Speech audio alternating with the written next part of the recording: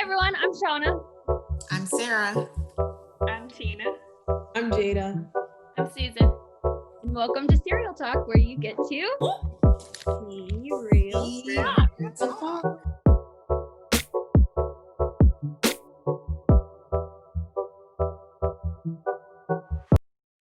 Hey everyone. Thanks for joining us for this episode 3 of Serial Talk. But before we dive in, there's a few things that we would like for you to know. We want you to have all the information possible before we dive into this conversation. So tonight's episode is all about hypersexualization. As you can imagine, that's a topic that is going to be for mature audiences only. So if you have little ears around, now would be the time to put them to bed or give them something else to do. There's some trigger warnings you should be aware of. Some of the topics that we discuss include sexual violence, rape culture, domestic violence, sex trafficking. These are very disturbing topics, and we don't want you to walk into this blindly. We also want you to know that the opinions that are expressed on this call tonight are representative of only the people on the call. They don't reflect North Atlanta or the Catalyst Ministry. We appreciate deeply the vulnerability of the women who shared, but just want you to know that they're their opinions and they're allowed to have those, but they don't reflect necessarily North Atlanta.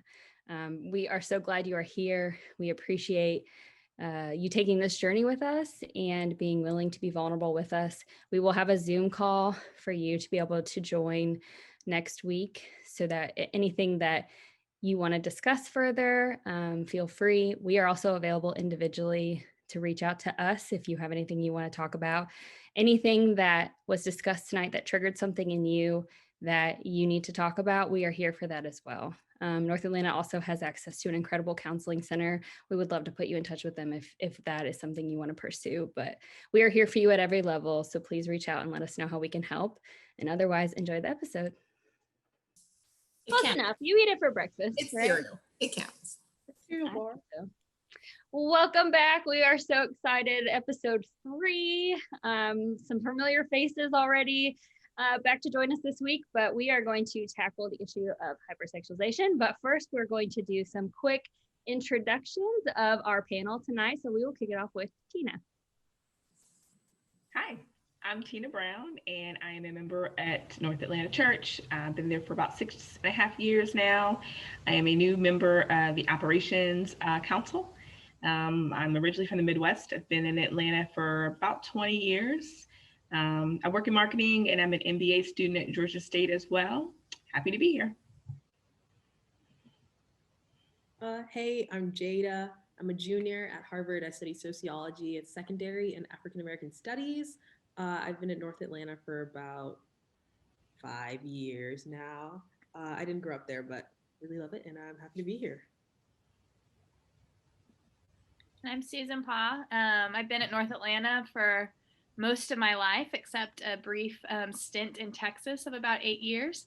My husband Adam is on the church staff, and I have 5 kids. We just adopted 4 of our kids, so really excited about that. I have a master's and undergraduate in social work, and I'm what's called a forensic interviewer. I interview kids, particularly victims of sexual abuse and witnesses to crimes, and I lead a statewide commercial sexual exploitation of children for the state of Georgia as part of my job.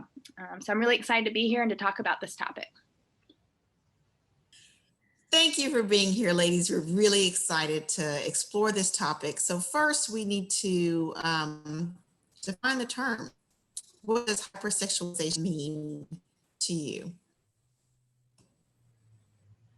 I guess we're starting with me.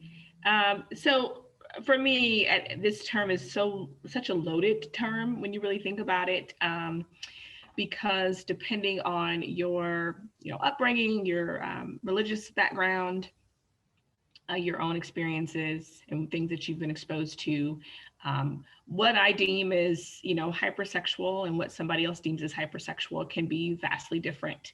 And for example, there's a film on Netflix right now called Cuties that received a lot of backlash. People thought it was, borderline child pornographic. And I looked at I didn't see the film personally, but then I looked at some of the other feedback, and some folks were like, I live in the UK. I didn't find this to be that racy. And I'm not suggesting that everybody in the UK feels this way, but this particular person stated this opinion. And, there was a perception that, American culture is a little more uptight about these types of things. And so that perhaps they were taking it a little overboard. So, where you fall in terms of, how conservative your views are, I think largely influences what you view as being hypersexual. I would say overall, I think we do have a problem in society with over-sexualizing and hypersexualizing women and girls. And I think you see that everything from the way things are marketed and advertised, in commercials, in film, in magazines, even clothing styles that we see, things that I personally would deem highly inappropriate, and using sex to sell products to girls that are underage. That somebody else may find that to not be that big of a deal. But I think in film and media, and especially social media, we see a lot of things that are becoming normalized. And the consumer base of these particular things are a very young audience, and it can have long-term and very damaging effects on these young minds that are still, developing and figuring out what's what. And so I think we do have a problem to address. How to address it, I think, can be approached many different ways. Yeah, just gonna echo everything Tina said, but I think a really key distinction would probably be people sexualizing others and versus themselves. And I think that's a really highly debated topic, because a lot of times people see overtly sexual things in the media, and they'll be like, oh, she's kind of being forced or something, but then people will come out and be like, oh, I did this on my own, or vice versa. And so I think that's also a really key distinction in the hypersexualization conversation.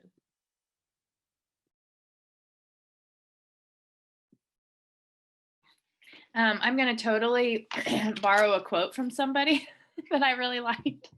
And I'll reference this later, but, and you guys may be familiar with this person, but Raki Kumar, and I'm just going to splice some of his quote. He said, when their sexual identity eclipses the genius of their spirit and the sacredness of their soul.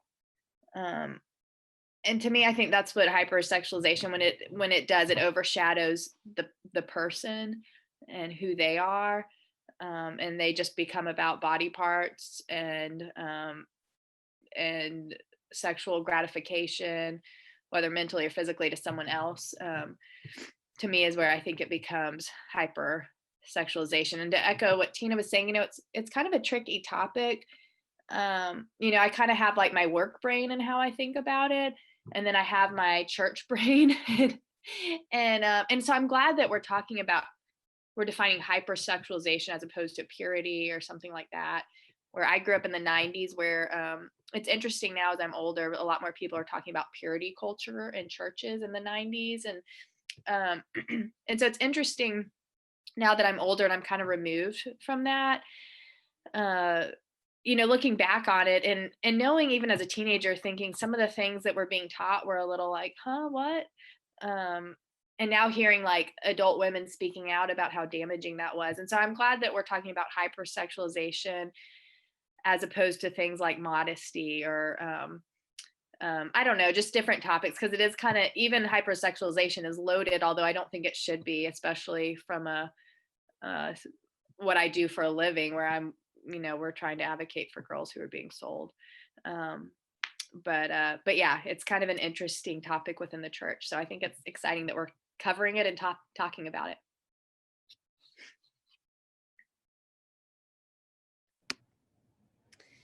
Yeah, I would definitely, I would not call myself even 1% knowing anything about this, but it's kind of, I'm with you, Susan. I'm unpacking a lot of what I've learned, and recognizing, I think even Tina, to your point, what I'm projecting onto other people just for my own personality is not necessarily their truth. And what makes me uncomfortable does not necessarily mean specific things about them, like Jada, what you were saying. You know, the my perception is kind of because of my own stuff that I've got to unpack, not necessarily because of who they are. And I think I'm learning that a ton. And even something as simple as a dress code and how that can really become incredibly focused on sexualizing a young girl.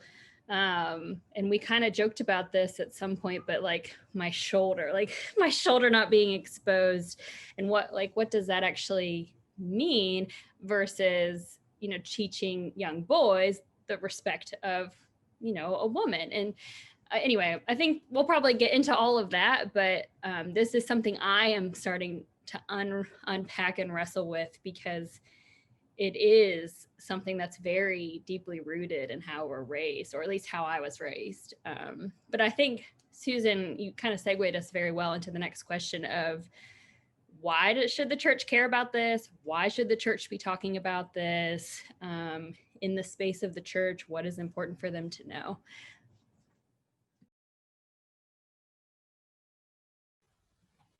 So yeah, I think similarly on our last episode when we talked about feminism and womanism, it has the same type of relevance. These are conversations that we're having at home with our, you know, family members or children, nieces, nephews, and you know, siblings and that sort of thing, and spouses and whatever your situation is. And I really think it's important that when we go to church, that we feel like we're being taught, you know, biblical principles, but that it does have an application to our everyday lives, right? That helps people hold on to the word in a very personal way. And so, you know, Susan, you made me think about this when you said, you know, I have my work brain, then I have like my church brain. And we often live in this world where we have like the church life, and then we have like our, you know, regular lives with our spouses and jobs and all that. But I think the goal would be if those things could be integrated, right? If you felt like I could be the same person and show up the same way every time, right? And granted, there are different nuances and different, you know, ways in which you will behave around your sister versus if you're talking to your boss. But my hope would be one day that we could go to church and feel the same way. I would show up the same way I would show up to a job interview, or I would show up if I'm hanging with family or friends. I would be that comfortable enough to be 100% myself and not feel like I'm going to be judged for the way in which I present myself. So having said all that, I did a 3-part series with the Catalyst Ministry maybe 2-3 years ago. Shani, you probably remember this. And it was a presentation I did called She. And it was about the roots of sexual, societal, and cultural violence against women. And we kind of went over all the ways in which these different things are weaponized against women and girls. And we talked about it from a, you know, society standpoint, you know, the cultural nuances, and then again, how it's done in church. And Susie, your point about, you know, purity culture and the purity balls and all those things is so interesting. There's so much to unpack with that. Like, and I just want to point out all these things are tied together. So like feminism and womanism and purity culture and what is considered decent and hypersexualization. I just want people to understand like these things are all birthed out of like the same place, right? And it's a place in which we are struggling to get folks to understand that women and girls are human beings. And these buckets and categories and labels that we want to place on folks can be extremely harmful and damaging, especially to a young girl's development. And so if you over-sexualize or over-objectify, because that's really what's happening, is that we're turning people into objects. We're turning girls and women into objects. And whenever you take away someone's humanity, it is that much more easier to then inflict violence against them, sexual violence. That's why we have rape culture, because we begin to see them as a thing, like Susan said, a thing for sexual satisfaction. This is for my gratification. This is for my release. This is not really a full person. Because if you fully see someone as human as yourself, it would be that, unless you're a sociopath, it would be very difficult to inflict certain things upon them, right? And so we have to pull ourselves out of this kind of marginalized viewing to get everyone on the same page to understand, if you're going to teach purity principles, why are they not taught the same way to boys and girls, right? So if that's your positioning, I don't even have an issue with that. So what's with the different of the teaching? If you're going to have a dress code, why are we just addressing young girls having shorts to be a certain length and the shoulder out, and we're not addressing young boys with the same type of dress codes? And why, or in church, you know, I've heard the feedback. I've heard people say, oh, why would they let their daughter wear that? Or I can't believe. And the conversation is never, why are you not raising your son in a way that he does not respond in a inappropriate way to a young girl that is expressing herself a certain way through fashion and dress, right? And it's just very interesting where the conversation lands. I mentioned a very racy song that's on the radio now, and about how people were so outraged that this song was produced by 2 female artists, whereas we've heard this type of overly sexual music for years and years and years in hip hop produced by male artists, and you don't get the same backlash. So I just want folks to wrestle with that tension, why the response is different, where the root of that is. Why is it that we are comfortable when we see women in the sexualized, but if they have less power, it's more comfortable to see it? And if a woman is coming from a position of power, that we immediately get weird about it. I think those are things that we need to talk about and wrestle with, and where that all comes from. It's extremely important that the church embrace this and start these conversations, because there is a trend of younger generations leaving the church. And I don't just mean the Church of Christ, I mean church in general, because they're feeling like y'all are just back in the Stone Ages. You're not talking about anything relevant to my life right now. And you're telling me one thing, but society, as we know, has a huge influence on what young people are doing and consuming and taking in, and the behaviors that they will model. And so where does the church get in? How do we get in there and integrate and make them feel like they're a part of something, and teach biblical principles in a way that is not harmful to people? I think that's the main thing. Yeah, I think a lot of the themes that we're talking about today and are going to be coming up today were echoed in last week's, which if you haven't seen, go check it out. But I just wanted to say that, like, I think a lot of times, like, hot girls, or like whatever you want to call them, like pretty women, whatever your term is, are viewed as like less something else because they're more that. So like I feel like a lot of times if I was to give a presentation like in class, I'm like, ooh, let me not look too cute because I won't be like taken seriously. Or like, I'm gonna go to this interview, I can't look that good because then they're like gonna think I'm not smart or something, which is absurd. And I know I say that about other girls. I'll see like a hot girl walk down the street and be like, she's probably not smart, which is, what does your clothes have to do with your smart? I don't, okay. But yeah, and in the same point that Tina was saying, I've been on like trips where, like a lake trip where the girls have to wear shorts, but the boys can be like shirtless and wear their swimsuits, but the girls had to wear shorts and a shirt to go swimming, like a t-shirt. And like in the same vein, like bigger bodies usually tend to be regulated more. Like I'll wear a short skirt, but someone who's smaller than me will wear a shorter skirt, but it's not viewed as harmful or sexual or problematic or whatever. So I think like in the church, we really need to like evaluate those standards in ourselves, because obviously there's women in the church, and like Tina was saying, these are relevant topics to our lives. And I think that that's important to understand and unpack so we can grow together.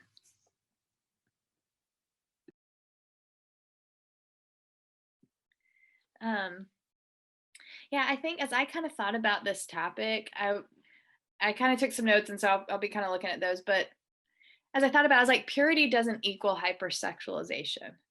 And so I think it's important to say that, because as Jada and Tina have pointed out, like it's all kind of like a whole thing together, like it's all interrelated. And I loved how Tina said, like this is all stemming from the same problem, like the the objectification of women and the purity culture. Like it's all the same ball of wax, where we still struggle to see women as fully human, the way we do men. And so, but I also don't want the church, the global church, to shrink back from the topic of hypersexualization and the impact, because I mean that's what I do for my job, is I talk to kids about sexual abuse, and that's kind of all I do.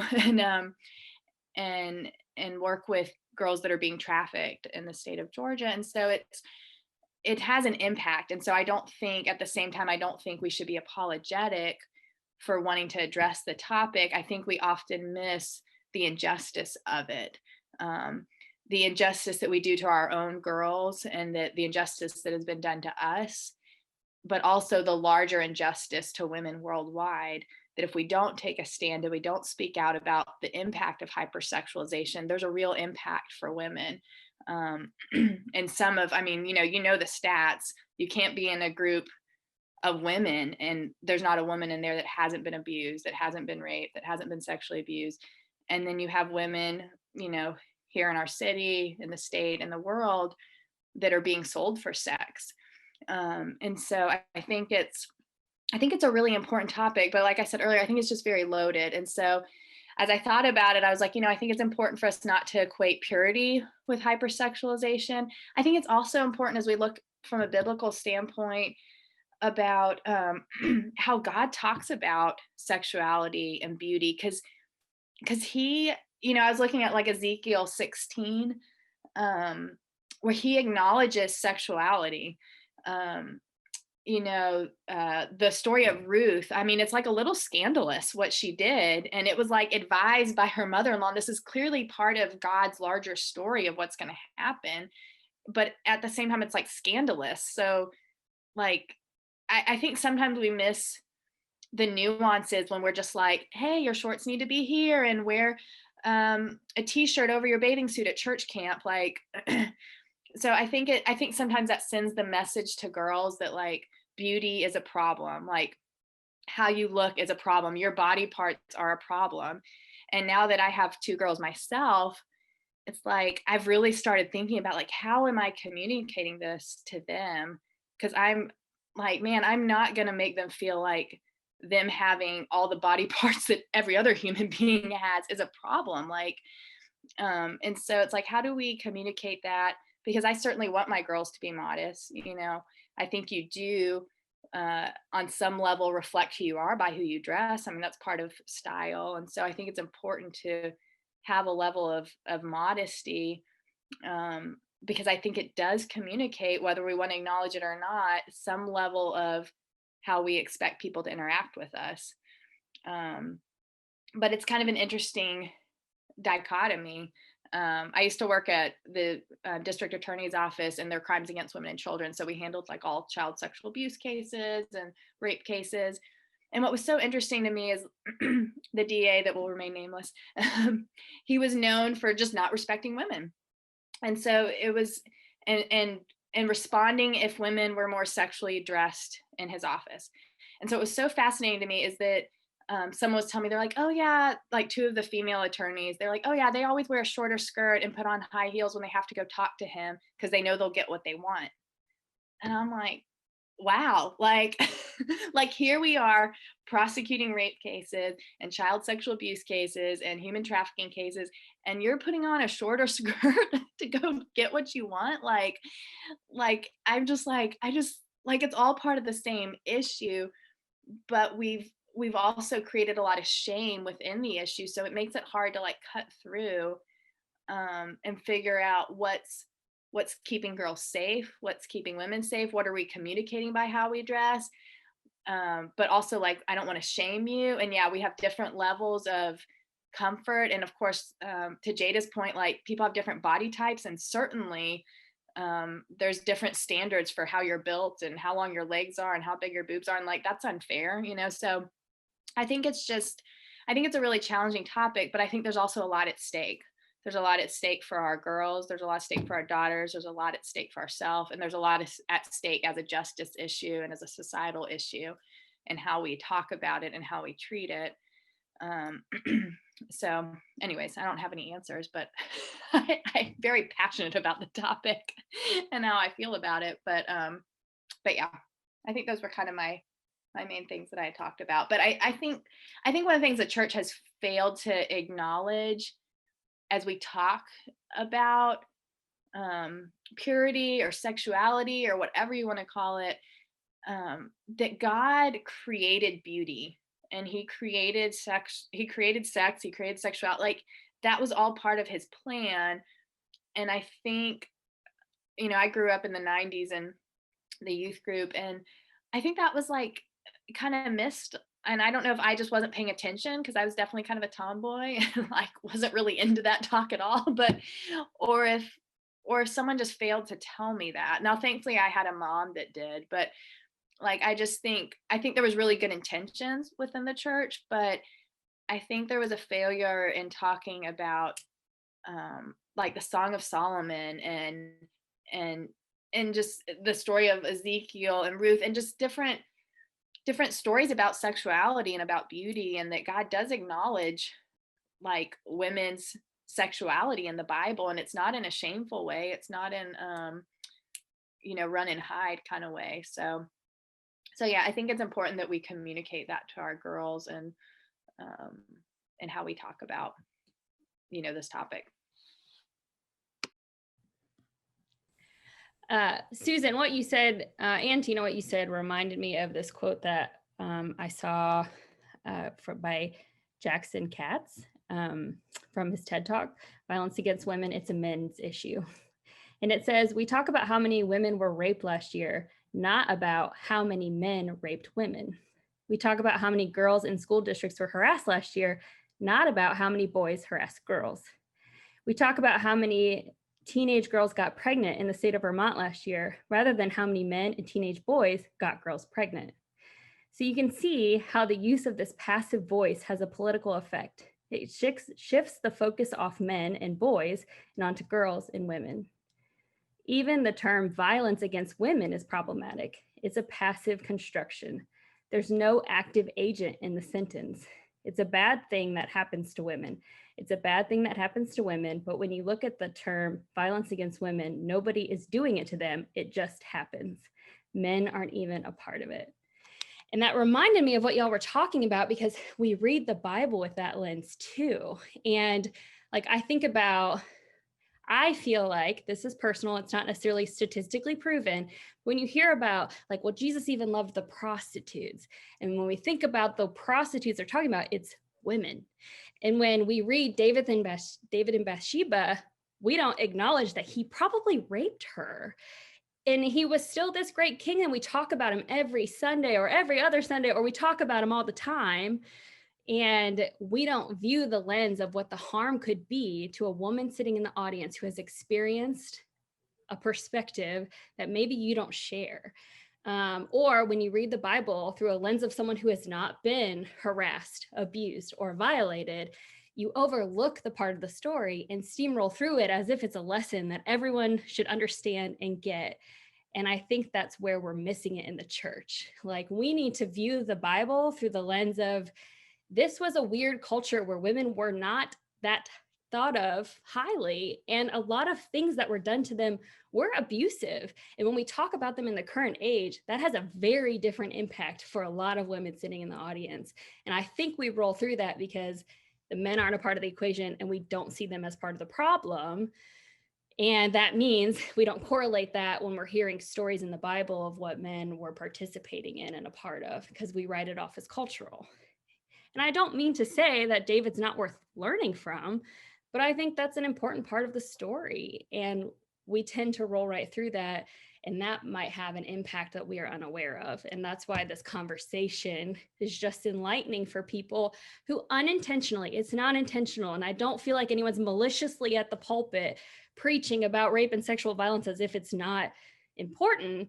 But I think the implication, like owning your impact, right? The impact is that you don't understand it. And that could be something that's really harming someone.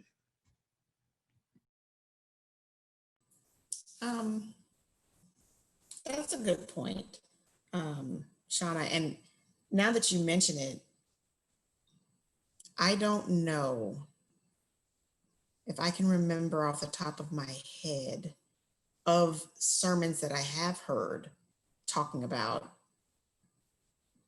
women being harmed or domestic violence or sexual trauma or any of those topics. But that's another point. I did want to circle back on something Susan said that I think was really, really important.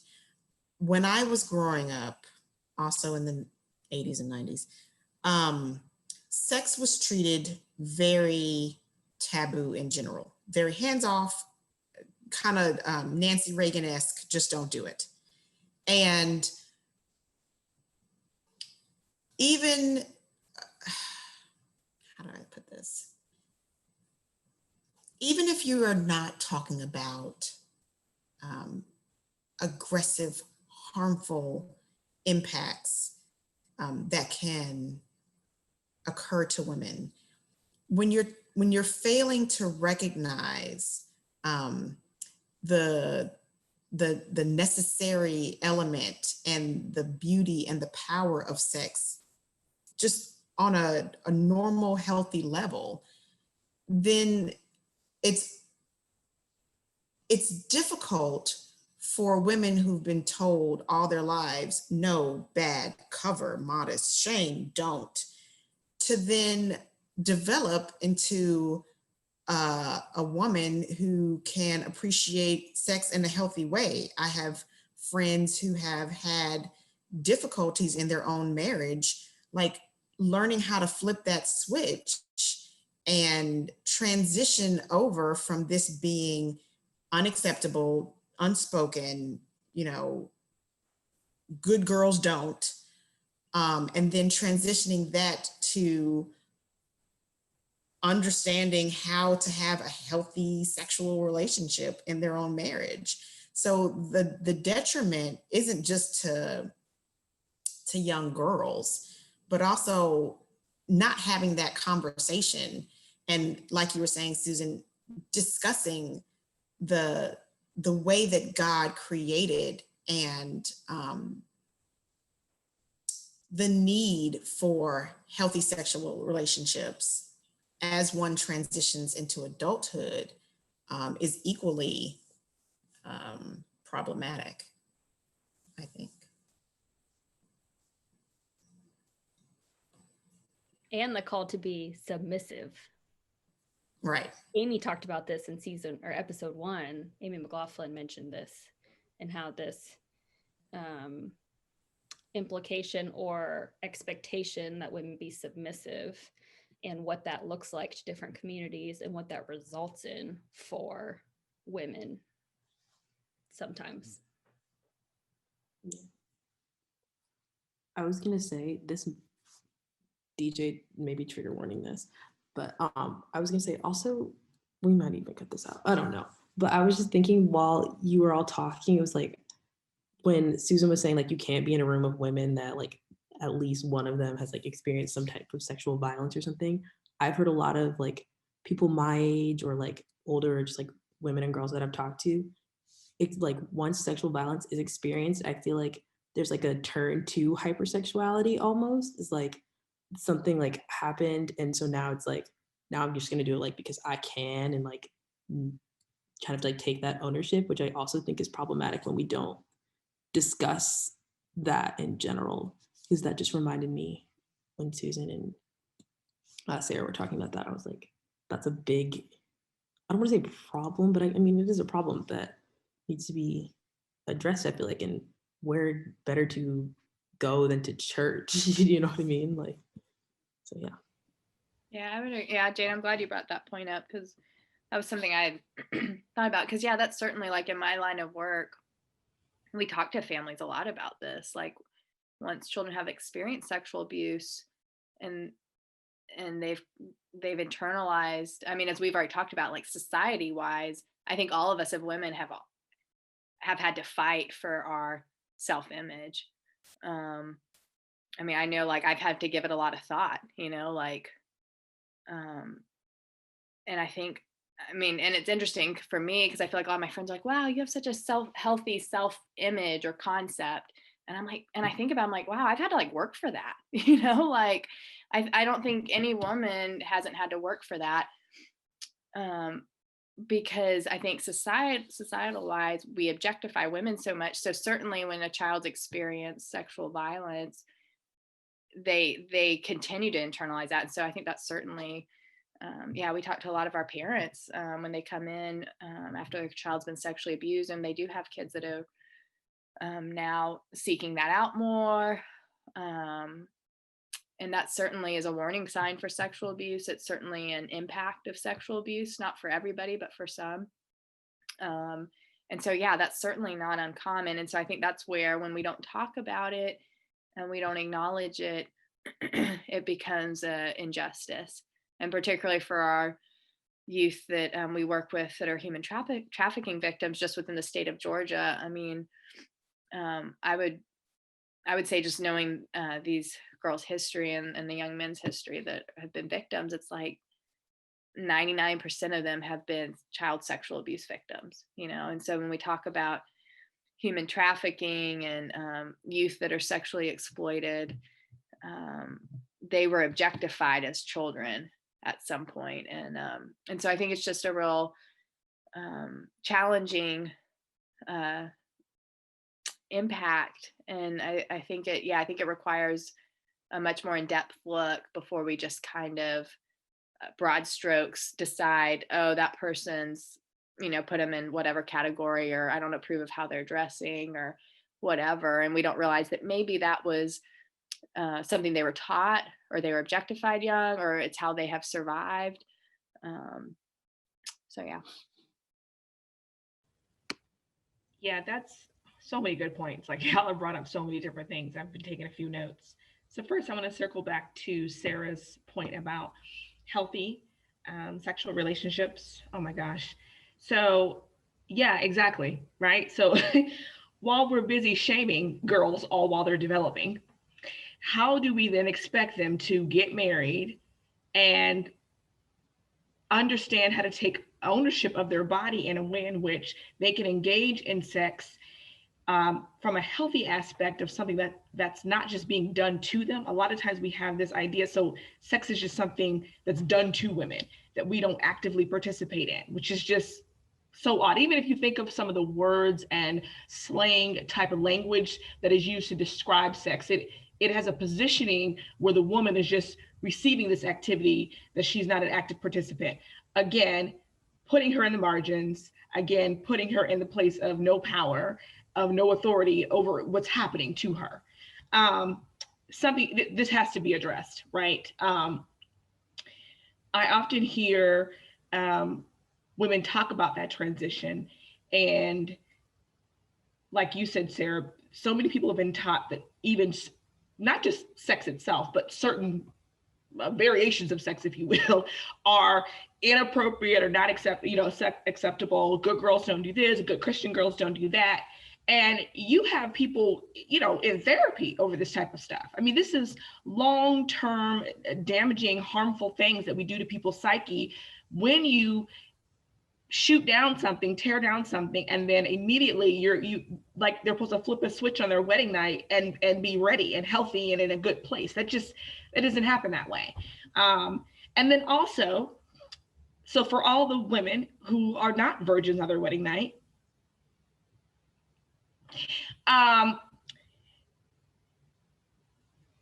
let's talk about this virgin whore dichotomy, right? It's this all or nothing thing, when most people are on a spectrum of anything. Most people are not any extreme of anything, right? So I would imagine if you were to survey folks, it's not I either was a virgin on my wedding night, or I've had 1,000 plus partners and I'm a retired entertainer. I mean, you know, that's usually not, they're somewhere in the middle, right? So, but when you send a message that it's all or nothing, you put young girls and women in a place of feeling that they're unredeemable. There's a lot of women that feel like, I made these mistakes, or I did these things, maybe not even mistakes, maybe I don't even regret them, but it makes me feel bad about myself. It makes me feel like I don't deserve a healthy relationship now, or somebody that respects me or adores me or cherishes me, because somehow I'm ruined. If you look at some of the language that's used in purity culture, it is very much, if you've been touched or tampered with, again, like you're an object, you have been used, you have been scarred, you are a ruined woman, and you don't deserve what a virgin would deserve.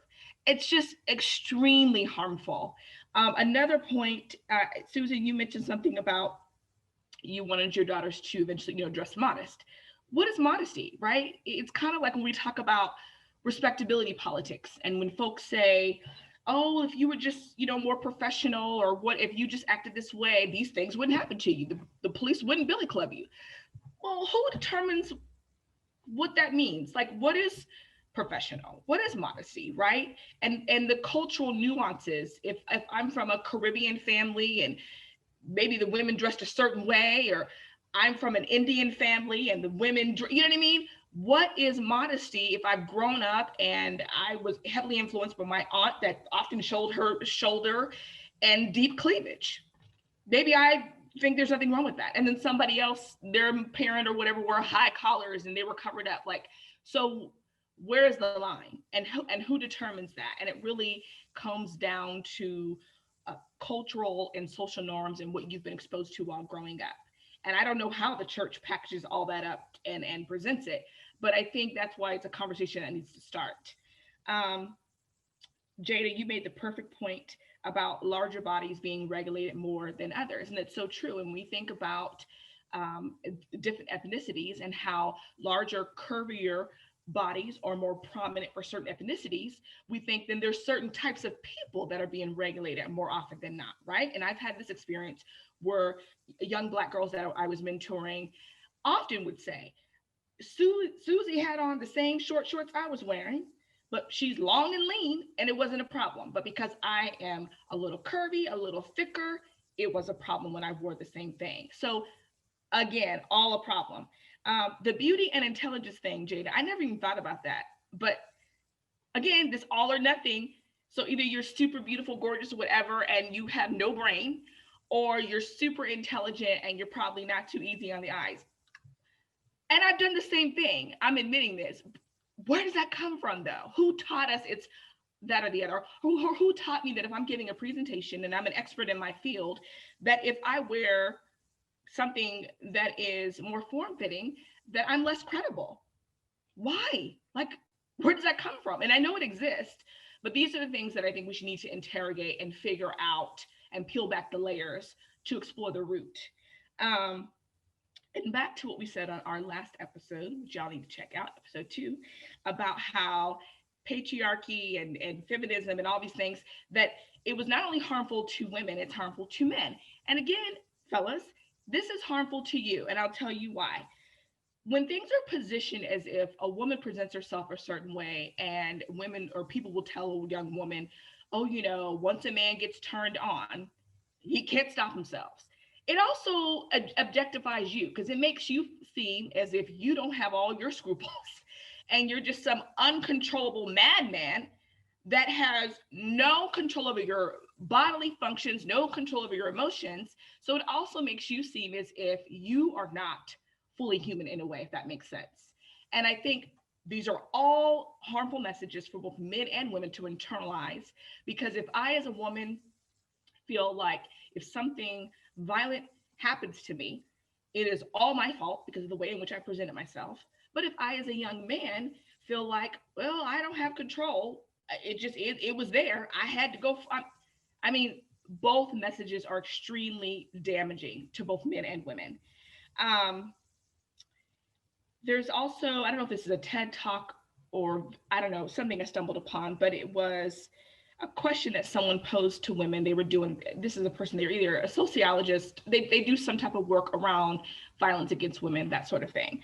And the question was, what would you, what would you do if for a 24-hour period, when men did not exist? I don't know if you guys have seen this. It's worth Googling.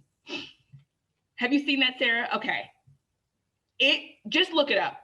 It's fascinating. It's fascinating, the things that women said they would do. And some things are so simple. I would wear this particular skirt. I would wear this particular lip color. And it was just like, and all it was is things that women do not allow themselves to do because there's some level of fear that they will be harmed in a certain way if they were to do this. And that's bananas. Like when you think about that. Another one, there's a gentleman that does an exercise with men. It's a mixed group, men and women. And he'll ask women, list all the things you do to prepare if you're going out for safety, all the things, right? And it may be everything from telling a friend where I'm going, right? Making sure I lock my car doors, making sure that I have someone walk me to my car, you're staying in a group. I mean, just all these things that we do, making sure that when I walk to my car, I've got my keys in a certain way so I can stab somebody's eyeball, right? I have mace. I have my cousin walk me to the corner. I mean, the list goes on and on and on, right? It's different for each woman. And then men are given the same exercise. And there's nothing. There's nothing that they list because they have no sense of that anything's going to happen to them. I mean, other than just natural occurrences, like, okay, yeah, you can get into a car accident. Yeah, I might be pulled over. But in terms of feeling like there's some boogeyman that's going to jump out and do something, it's not even a thought in their minds. And a lot of the guys are really affected by this exercise when they see all the things that women do. And that's the other thing I want the church and all of us to think about is that when we tell our daughters to stay in numbers, or you're stronger in numbers, and don't be, like you said, Shauna, earlier, we act as if these things are just happening to women by just some entity that's unknown. Hello, ladies and gentlemen. There is someone doing this. Okay, girls are not just getting raped and getting pregnant just in the air. Somebody is perpetrating the offense. And I think it's just a really interesting conversation how things are framed. And again, it makes it seem like we're the problem, first of all. Teen pregnancy, how many girls, yeah. Okay, I'm obviously engaging in the sexual activity with a gentleman, if that's happening, right? If I was raped, instead of the question being, what was I wearing? Let the question be, who is this clown that did this? Period. All the ways in which we try to frame things as if it's our fault, you presented yourself in the wrong way. We need to ask ourselves about how we prepare our girls for the future. And are we preparing our young men the same way? And why is this off balance? I'm concerned you shouldn't wear that. You need to hang with your girlfriends, check in with them. And that's great. I'm not telling people to do away with safety measures because it is the world we live in. But I hope to God, if you have sons or nephews or young men that are in your life, you have the ability to influence. You're teaching them the respect of women and young girls. You're teaching them that someone's body, no matter how it's presented, there is never a time where you have a right to force yourself upon or to inflict violence or anything upon because you just thought it was just so appetizing. There's just no such thing. There's no space for that in this world.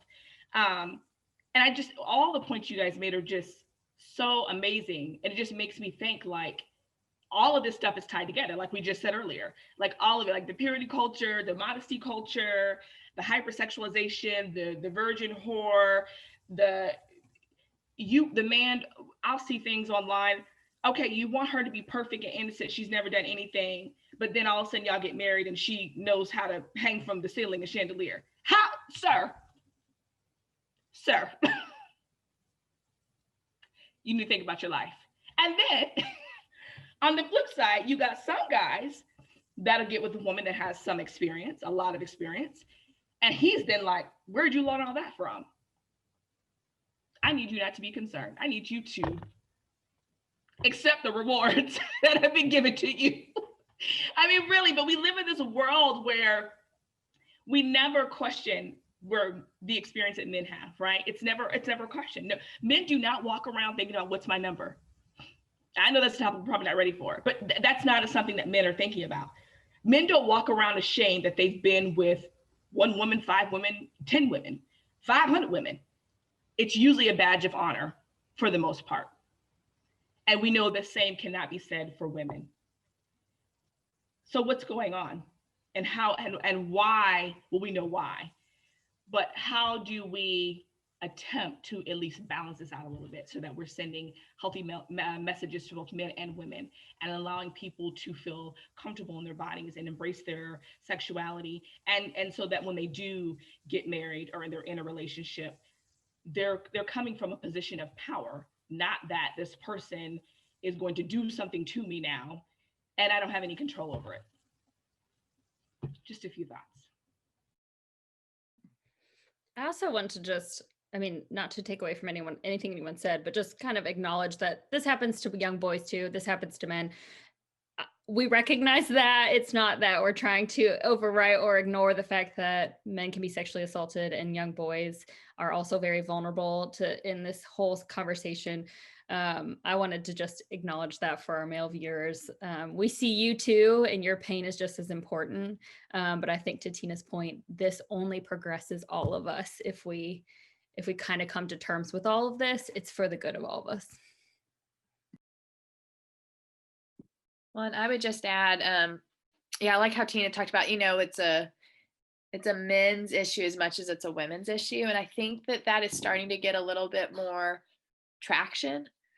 I was in a meeting a couple of years ago with a prominent men's civic group that came to talk about what they're doing to address human trafficking in the state of Georgia. And he asked us, he's like, what else would you like to see our organization doing? And we're like, we don't need you to occupy these other spaces. We need you to occupy the space where you address your men and the influence that the men in your civic organization have over other men. Like, they were doing a little bit of that, and then they're trying to occupy a lot of these other spaces that were like, hey, that's covered. like could it grow and improve? Of course, but this is just as much a men's issue as it is a women's issue. I mean, and so I think we're starting to see that. I don't think it's still obviously where it needs to be by any means, but I think more voices are starting to acknowledge that. And I think especially as women start to speak out about hey, that's I just think back to when I was at a private Christian school, and I remember it was springtime, and they gave us they had all the girls, right, stay and they have this modesty talk about what we were going to wear now that the weather's getting warmer. And I was in 6th or 7th grade. And I remember my friend, that was probably 11 at the time, says to me as we're walking out, she's like, why is it that we had to sit in that chapel presentation while all the boys were outside throwing acorns at each other? And it's so, now I look back on that, I'm like, wow, that was really wise. But it's interesting how young we start to pick up on the hey, what the heck? Why was I sitting through this talk while they were outside playing tag? And because my friend was kind of aren't they a part of this too? Isn't this their problem? So I think it's just, I'm glad that more people are talking about that this is a men's issue too. Men are perpetuating this, and I'm grateful to see that more men's voices are joining this conversation, because until all of us are willing to own it, it's going to stay a women's issue. And so I think it's really powerful when we see all of us join this conversation.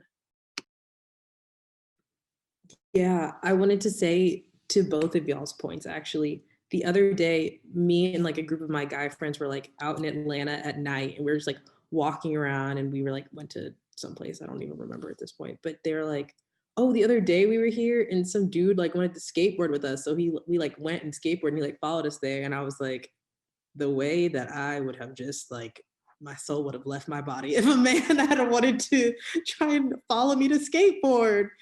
But it was just I told them that, and I was that would just never happen. I would never ever do that. And they were whoa, I didn't even think about that. Thanks for sharing. I think about it so differently now. So I just want to say it's so important that we have these and bring it up, because a lot of times it just doesn't even cross men's mind, not in a terrible, like mean, like I don't care about women way, but just like it's just not brought up. They just don't think about that kind of stuff.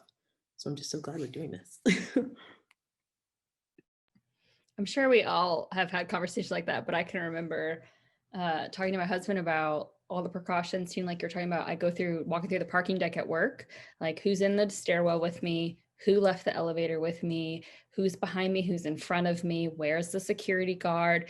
And I told him about that, and he was like, I literally just walked to my car, usually on my phone. And I'm like, I don't touch my phone. I have got to be aware. And if my phone's out, it's because it's like ready to call somebody. Like there is no, like you are so hyper aware. And I mean, you all are nodding your head, like there's just no way that you can be disconnected from that situation. And they just don't even think about it sometimes because he just walks to his car. And the funny thing, it's not funny, but the ironic thing about that is I don't remember having conversations with other women about that topic. Like, I don't know at what age I started carrying my keys so that they poked out of my fingers so I could stab somebody in the throat if I needed to. You know what I mean? I don't remember reading an article saying, hey, ladies, here's a good idea for when you're walking through the parking deck late at night. It's just something that, like, almost instinctively I started doing. And then I would have conversations and it's like, oh, you do that too. Oh, so when you go out on a date, you make sure your girlfriends know who you're going with, what his name is. If I can sneak a picture of his license tag, I'm gonna do that too. And if I don't call you by a certain time, you know who I'm with and what to tell the police. Like those sorts of protection mechanisms are almost innate. And the fact that all these different women are coming to these same conclusions is an indication of a real problem. It's kind of, I don't know, it's frustrating because of the cross-sectionality between gender and race for me in particular. You know, it's like having all these conversations like, why do you think all these things are happening? Why do you think all people who look like me feel this way? And to have to constantly like prove that there is a rational basis for these sorts of protections that we have to take. That's frustrating. And I'm appreciating the conversation because hopefully it's bringing to light that it's not just your sister. It's not just your cousin. Like there are masses of women who are in the same predicament, and that should be an indication.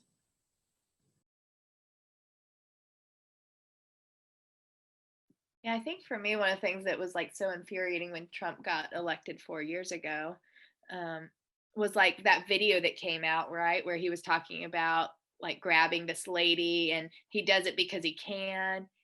And I was just like, for anybody that voted for him, I'm like, I don't know how you look your 16-year-old daughter in the eye when she starts driving the car by herself and is like, hey, because, you know, we all got this talk, I'm assuming, right? To Sarah's point, like we all don't get together and talk about it, but I'm sure we all got the talk about, hey, if the police pull you over, like drive into a well-lit, you know, just put your flashers on so they know that you saw them and you drive to a well-lit area, like a gas station, you know, all this kind of stuff that like my parents told me to do to protect myself. And then I'm like, how did so much of our country elect him, knowing that most of these people either were men with daughters or were women themselves, where we somehow were willing to overlook his racism, clearly, but also his, you know, violence against women. And it's just kind of, I don't know, it's such, like I just keep saying, it's such a big topic. And there's just so many things that go into it. So it's like you have him over here that's clearly stating, I take advantage of women because I can. And then like, I want to be like, you're the problem of why when I worked in downtown and there was a scary homeless man that kept staring me down, why I put my keys in between my hand, to Sarah's point, to stab him if I needed to, like people, like that's the problem, you know? But then on the flip side, and this is, I think, the uncomfortable part, it's like people like Beyonce are a problem too, right? Like you got these women power anthems, but then you're dressing in a way that your style is being replicated in brothels and is dressing up women that can't walk away from being forced into sexual acts, right? And so I think it's kind of that, like, I think it's just very complex. And so I think there's just a lot of different things about this topic that are challenging, for everybody. And I think it's just has been so fraught with a lot of shame that it makes it hard sometimes to find a path forward on some parts of the topic. On other parts, it's like, I don't understand why we're still having this conversation. But on other parts of the topic, I think it's interesting especially when I feel like sometimes women are perpetuating our own problem, whether they're putting people in power that are obviously not going to be protective of women. And also when women themselves, I don't know who talked earlier about women that were put out like this really sexual song. I think Tina, you were talking about that, and how much more backlash it got. But I think that's also a problem. I think if we're not willing to also, if we over sexualize ourselves, I think that's a problem too. That's interesting point, Susan, because I don't know, I have conflicting thoughts on that, because I understood the Trump example. And I think, well, first going back to your point, like, how do you say to your child if that's who you voted for? But I think, like we said on episode number 2, which you should watch, that we see a lot of cognitive dissonance, right? We see a lot of this, we're doing one thing, but we're saying another. And it's like, how do you integrate that? It's almost like you're having some sort of split personality in a way, right? Like we talked about in the last episode we tell women to break the glass ceiling, which we recently did, by the way. And then we go to church though, and we say, oh, you can't be behind the pulpit. And what? That didn't make any sense, right? So I think that's also what we're saying. So where you had the very conservative people, Christian, evangelical, whatever folks, and then you vote for someone like a Trump who is talking about grabbing women by parts of their bodies. Like you said, how do you make sense of that to your son and or daughter, right? Your flip example though with Beyonce, I'm torn because I understand what you're saying, but at the same time, the women that the people that are being maybe placed in that type of clothing that are in a powerless environment and are being made to do things against their will, is the problem the clothing or the men that are subjugating them to that? I guess that's where my tension is, because I personally think there should be a time and place for everything. I think that Beyonce, like a Shakira or a Jennifer Lopez, how they were on the Super, I think there should be a place where women, if they feel so inclined and empowered to present themselves in a certain way, it should come with the appropriate warning and labeling to say this is for a mature audience so that parents can respond how they see fit. I think that's fine. But I think there's a place for, if a woman wants to dance or dress a certain way, I don't have an issue with that. I think it's the response that if someone is taking advantage of that from another woman who doesn't have the power and security like Beyonce does, I don't think the problem is that Beyonce wore that or that the woman wore that. I think the problem is the man that is buying and selling young girls, if that makes sense. Because I think it goes back to the question where I said the sociologists presented, what would you do if men didn't exist for 24 hours? And some of these things were very basic. I would go out dancing.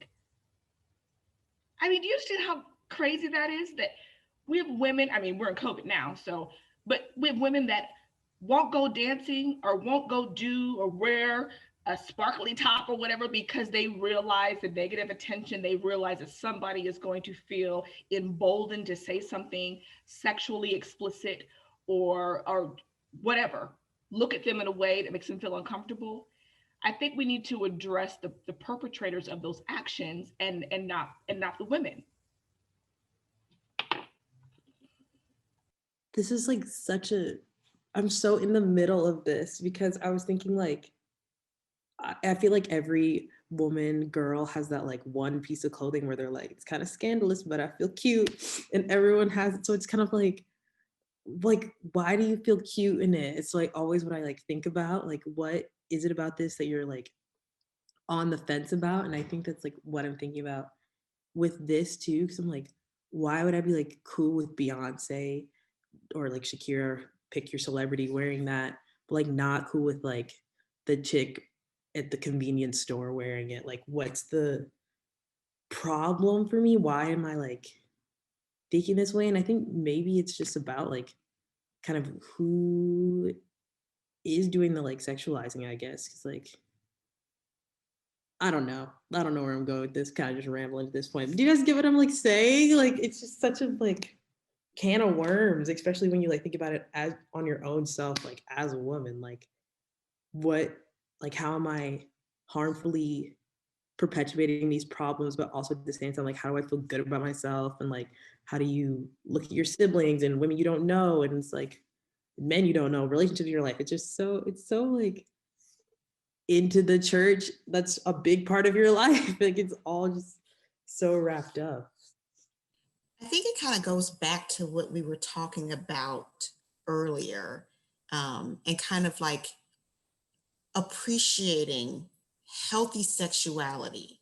Like that outfit that you described, right?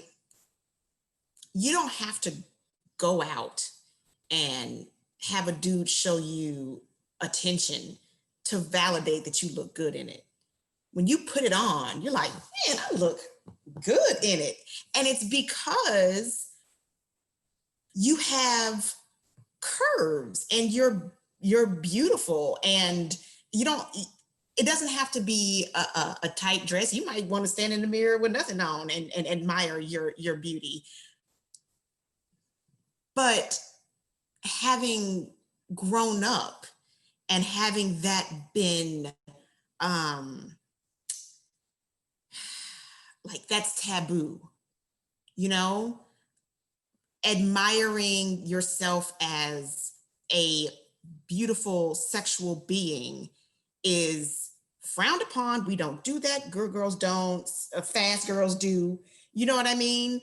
And so you can't even have that moment in your bathroom, let alone at the club, without feeling some sort of guilt at appreciating what God made, because God knew what he was doing when he created women, right? And he knew what he was doing when he created men to look at women the way that he created them. And there's nothing inherently wrong with that. But we teach little girls that there is. And we stifle the ability to express ourselves sexually, period, really, because there's not even that much conversation about when it's okay. You know, I have not seen a lot of like marriage couple type Bible studies. I don't know how deep they get into, you know, the sexual aspect of relationships. The ones that I have seen, it's all about, you know, talking and communicating and, oh yes, sex, don't forget sex, but let's move on to something else. You know what I mean? There's not a lot of appreciation for that aspect of being a human being. And to Tina's point, like that's part of being a woman. Beyonce is not a 14-year-old child. She's a grown woman with a husband, and her albums got increasingly racy after she got married. And, you know, it's kind of like, I'm not going to talk about the song, but I am. I grew up listening to all kinds of hip hop. So the song doesn't really faze me. I mean, when you've heard other artists, female artists even in the 90s and early 2000s, like it's kind of more of the same. But there is, I believe, a time and a place for, you know, appreciating what makes a woman desirable. And there has the extremes of like the virgin versus the whore, it can't always be one or the other, because the truth is 99% of women are in that continuum and may swing back and forth depending on the night of the week. So I don't know, it's sticky. And I think, you know, as we progress in our age and our maturity and our relationships, it's something that needs to be discussed without being penalized all the time.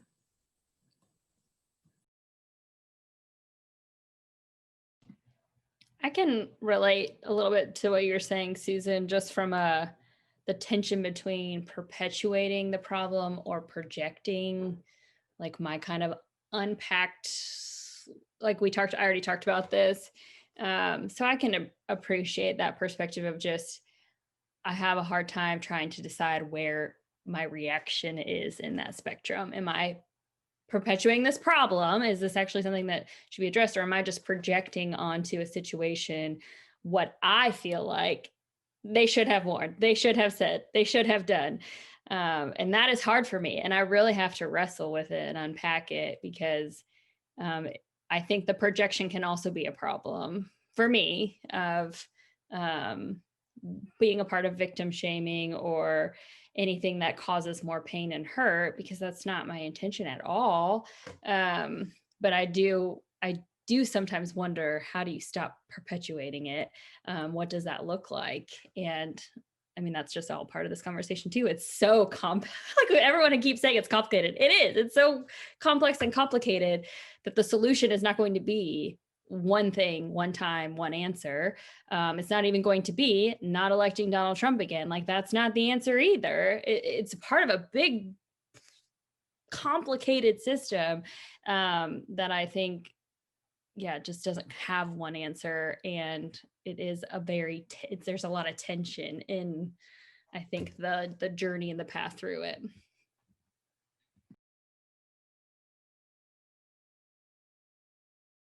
It's also the language, right? I mean, obviously the language in the song is problematic, but the message is the same. Whether it's who was it? Your Body's a Wonderland. Who was that? John Mayer, right? Like, it's the same message. And there's like a multitude of songs that speak to women's femininity. And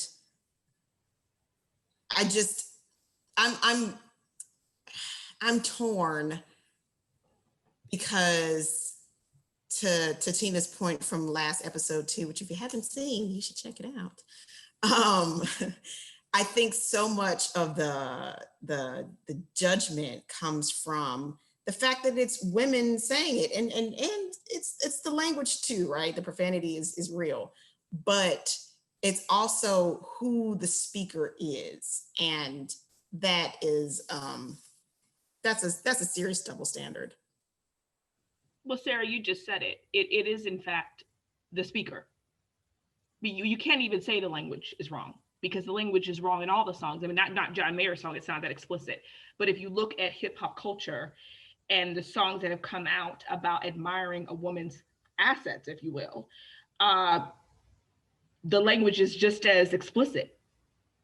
There's songs that clearly are talking about violence as a prelude to sex, okay?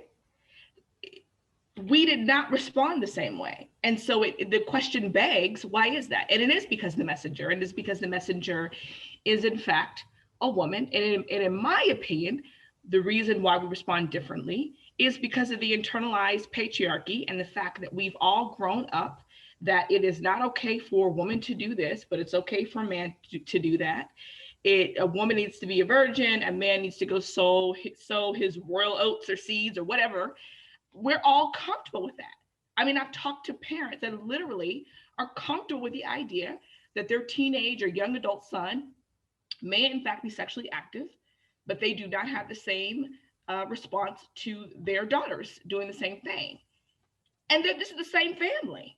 And it's just like, how does that make sense to you? How are you not teaching? If it's from a place of biblical principles, then it should be all the same, right? If you're teaching, so again, like I said earlier, I don't have an issue with the purity message. If you want to tell people, to value their bodies and to wait because these are some of the consequences, I don't even have an issue with that. I have an issue with the fact that it's directed only towards young girls, right? And just like we talked about with Beyonce and the song that you just referenced, Sarah, it's just, again, it has to be the messenger, because we've seen men take off their shirts and oil themselves up and all sorts of things. And, we're all excited to see it, but there's no backlash. Nobody's like, well, you're going to cause young boys. Nobody says that to these guys, right? Even the rappers that are saying all these things, nobody makes the connection that perhaps a young 16-year-old hearing that, oh, well, that's how a young woman wants me to approach her. She wants me to snatch her up and grab her violently. Nobody seems to make that connection. And I personally don't have an issue with adult women owning their sexuality. This is my personal opinion, and speaking about their bodies however they see fit. I mean, if you're an adult, again, I think it should come with all the necessary disclaimers. Mature audience, this is for adults, but as a grown woman, if I hear music or watch a film that has racy material, I'm an adult. I know how to process that in a healthy way, right? I'm not a kid that's going to try to mimic this on the back of the school bus. I think that's where this needs to be addressed, right? And again, it comes down to how we're responding, how much we're projecting our own stuff into it, and then where do we, draw the line for our own selves, and then how do we integrate this conversation into a healthy way into the church, in which someone is speaking and preaching about this in a way that young people can connect to and understand the boundaries and understand the healthy relationship to sex that they do need to have, because at some point it is okay to have sex. And if you still have this taboo, like, oh, but my mama used to say, it's a problem. It's a real problem. Something that came to my mind as we were talking is, I feel like I hear a ton of pushback around, well, this woman lied and she lied in this scenario, so we can't believe all women, because women will lie about this just because they want to ruin men's lives. And I didn't know if y'all had any thoughts around that. And this is going to be an off the cuff question, so my apologies that you didn't get to prepare for it. But I had this thought while we were having this conversation, because I hear it a lot, or I see it a lot as pushback against believing women. So just opening the floor for that question, if you have any additional thoughts there. That's actually a question I talk about a lot. So what I tell families a lot is, it's particularly around child sexual abuse, but I think also, it applies to women when they allege sexual violence, is that, nobody, I think, like, nobody abuses kids in front of other people. Like, that's kind of, I think we universally agree that that's not okay. And the same thing about rape, although, as we've talked about, society wise, it does get endorsed, unfortunately, or just kind of ignored. But by and large, I think everybody knows if you're going to rape a woman or you're going to sexually abuse a child, you're not going to have a witness to it. And I think, unfortunately, what's created a lot of challenges with this whole, like, they're lying, is I think there's also this other culture of crime shows. And I saw this a lot when I worked at the DA's office, where people want evidence. And there's often just not evidence in terms of what is seen on these crime shows. And so, I would tell families all the time, like, if your child or for that matter, adult woman is talking about a sexual sexual violence. I mean, just think about how many of us go around talking about our most recent sexual encounter, or any of our, like, we usually don't talk to people about that. So if someone's telling you that this happened, that's kind of a big deal. Like, it's a really big deal. It's a really personal, intimate thing that happened to them and to their body. And so I think we should absolutely believe people until we have a reason to not. Now, I know there's other forensic interviewers in the field that have are on the continuum with that idea. But I think by and large, I can tell you my line of work, if a child's making an outcry, if a woman's making an outcry, I absolutely believe them. And there are certain things within my field that people know to look for to lend itself to credibility in what people are disclosing and what they're saying. But yeah, I think that always makes me very sad and very frustrated that there is certainly, well, that one time, and it's like, well, like, do you even have all this intimate knowledge about this one woman that lied? Or even with the whole Kavanaugh trials, it was interesting. I got together with my high school friends, and it was just so interesting. One of them was like, so you think he did that? I'm like, yeah, absolutely. I'm like, why would this woman who's a university professor come forward and ruin her whole life by coming forward with this? I mean, like, she can't live at her house now. Like, reporters are flooding her home. They're flooding her job, all because she felt compelled to talk about this before this man becomes a Supreme Court justice. I'm like, I absolutely think he did it, So I think that's a real shame. I think that's definitely a stigma that is very unfounded. I think on the flip side, to accuse someone of sexual violence is a very big deal. And so I think we have such a fear of convicting the wrong man that we do it to the detriment of so many children and women. And it's heartbreaking to watch that we don't give victims the justice they deserve because we have this, I think, by and large, unfounded fear. That's a great point, Susan. And I also would add to the idea of just this default of not believing women. We have to ask ourselves, like, why that is. And I think it goes back to fully seeing women as human beings, right? And if you look at early, psychology and early sociology studies, and this idea around hysteria and women being just these, by default, hysterical, dramatic beings that blow situations out of proportion. Oh, she was emotional. Oh, she was, which happens all the time, right? Even in the place of work, you could be passionately speaking about a topic or whatever, and immediately you're labeled as, oh my God, she's over the top. She's crazy. She's delusional. She's emotional. And I think it's the same thing. So then when we talk about things being done to us, violence, rape, or otherwise, there's this automatic default idea that you probably are blowing that out of proportion. That probably is not what really happened. Or it goes into this, what were you wearing? What were you doing? Why were you there that late? As a way to somehow shift, maybe this in fact did happen to you, but we're going to put about 30% onto you as to why it happened, right?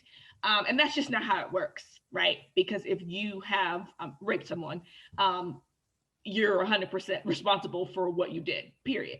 And there is this idea, though, that women by nature are, and I'm not saying that everybody thinks this, but these are some ideas that are out there, that women by nature are unreasonable or unstable and too emotional to process reality. And so if they're telling a story, like you just said, Susan, who goes around talking about these experiences just casually? That doesn't happen. But there's just this, I've just heard people respond, like, to the Kavanaugh hearings with just, oh, it just sounds like she's just, and like you said, this is a university professor. Like, this is not some, nut job that just randomly, this is a person that has a life and a career and a home that has been completely unraveled by this. And why would she do that if she didn't feel compelled that, it was necessary to share her story because she thought he was not the person to be on there? It makes no sense to me where people come up with these ideas, but I often see the visceral reaction, even especially women that have accused, prominent artists or prominent, entertainers of certain things. And it's just like, oh, well, he wouldn't have to rape a person because he can get any woman he wants. And like, well, people need to understand that rape is really not about sex as much as it is about power. And so, yeah, there's probably thousands of women lined up out of his hotel room. But the fact that this particular woman did not want his advances, did not want him, there is something that triggers this pervertedness that like, oh, I gotta have her because she's actually the one refusing. And if you study rape and rape culture, you'll find that, yeah, oftentimes the men that are raping, there's probably women they could go have sex with who are willing to have sex with them. But instead, it's something about this particular act and placing power over someone else that does it for them, unfortunately. And so, yeah. I think that I don't know quite how to address this appropriately, so perhaps y'all can help me, but I want to be aware that we have not acknowledged or touched on sexual violence against LGBTQ or members of that community. For me, it's just a lack of experience and exposure, and I just don't feel like I can speak on it. But I also want to acknowledge that their experiences fall into all of this too, and they should be believed. They deserve the rights, regardless of how you feel about any of that in that realm. I think that violence against them is still violence, and we still need to be aware that that is not okay. I don't know. Yeah, I just wanted to kind of acknowledge the lack of that perspective in this conversation. Yeah. And then if anyone wants to clean that up for me, feel free.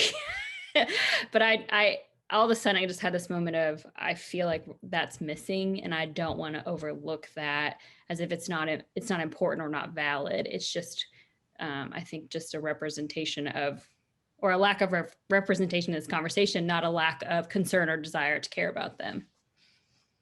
I think that's extremely important, Shauna. And I actually had a conversation with a colleague of mine on Friday who is a member of that community. And, he was sharing, we were talking about the election, and he was saying, this is slightly off topic, but I'll tie it back in. So he was saying when the whole George Floyd thing had happened, he, as a gay white man, that was like a light bulb moment for him. And he said, he then finally realized that was not kind of a one-off situation, that it was in fact a trend all throughout history of unarmed Black men and women being, killed, or excessive force being used against them by the police. And so, he did his work and his own research and found like, wow, this is really something happening to them. And he said, and then after that, I got it. And I was like, wow, this is really happening to Black folks, and this is a problem, right? And although he himself has dealt with discrimination or whatever, it never occurred to him that we were over here experiencing this, right? And I think it's just about awareness and then curiosity to want to know what somebody else is going through, right? Just for simple humanity. And I feel the same way. So I remember a while back seeing, I would see a story every once in a while about a trans woman, specifically Black trans women being killed. And you see one story or two stories, and again, that default thinking, you immediately want to blame the victim, right? So it's no different than when someone reads a rape story of a heterosexual rape, and it's like, well, what was the woman wearing? Why was she there? Why was she drinking?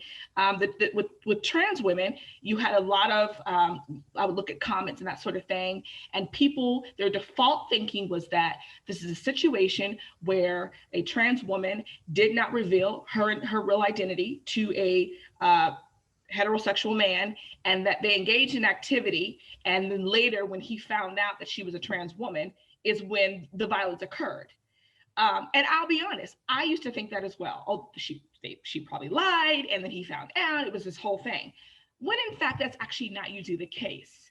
A lot of times these men are well aware that these are trans women, and there's something happens usually where they feel like maybe the rest of the world is going to become aware of this, or maybe they are in a heterosexual relationship, they're married with a family, and this is something they're doing on the side, and they feel like if this person comes out, my life is ruined, I'm in the church, I'm in the whatever. And so violence ensues, and sometimes resulting in the death of the trans person, which is just beyond, right? But I think we need to start having these conversations, because like you said, Shauna, no matter how you feel about that community, it's not okay to murder people, right? Like, and the idea that we try to find a way to justify the murder, that they must have lied or presented themselves in a dishonest way, is not okay, because that's usually not the case. It's usually where somebody is maybe living a double lifestyle, and they are so frightened at the idea that the church and their family and their community will gain knowledge of this, and these atrocious acts are committed. And so, yeah, we need a representation, I would say, from that community in these follow-up conversations.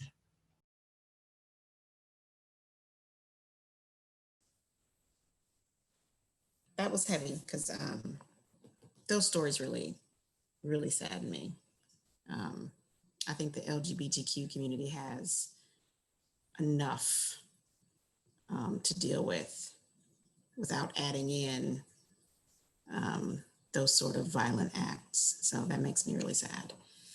Well, and also, not to take us in a completely different direction, I know we're wrapping up, but also to the disabled community. I mean, this sexual violence is in every community, and it is anything that you care about. Sexual violence is part of it, because children, women, men, young boys, disabled people, it's everywhere. LGBTQ, this is so important that we need it. It's everywhere, and we gotta figure it out.